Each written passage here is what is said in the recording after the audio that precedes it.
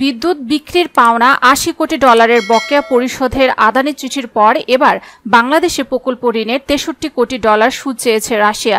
আর এই সুদের টাকা পরিশোধে রাশিয়া বাংলাদেশকে সময় বেঁধে দিয়েছে।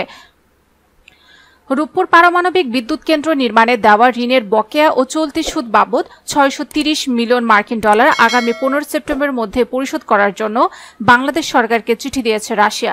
অর্থ মন্ত্রণালয়ের সূত্রে জানাচ্ছে, এই তারিখে সুদ পরিশোধ না করা হলে জরিমানা ও মেয়াদ বৃদ্ধির যে প্রস্তাব তা নিয়েও জটিলতা বাড়বে। কারণ চলতি অর্থ বছরের ডিসেম্বরের মধ্যে এই প্রকল্পের ঋণ চুক্তির মেয়াদ শেষ হচ্ছে। সুদ পরিশোধ না করলে নতুন মেয়াদ বৃদ্ধির প্রস্তাবও বিলম্বিত হওয়ার আশঙ্কা রয়েছে।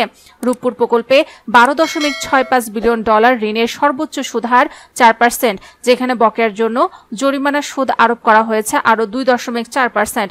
চিঠিতে বলা হয়েছে ২০২২ সালের ১৫ মার্চ থেকে ২০২৪ সালের ১৫ মার্চ পর্যন্ত সময় সুদ ও জরিমানা সুদ বাবদ পাওনা রয়েছে ৪৮০ মিলিয়ন ডলার। এছাড়া গত ১৬ মার্চ থেকে আগামী ১৫ সেপ্টেম্বর পর্যন্ত সুদ বাবদ পাওনা ১৫০ মিলিয়ন ডলার। এর বাইরে কমিটমেন্ট ফি বাবদ ৭.৫ লাখ ডলার পরিশোধ করতে হবে।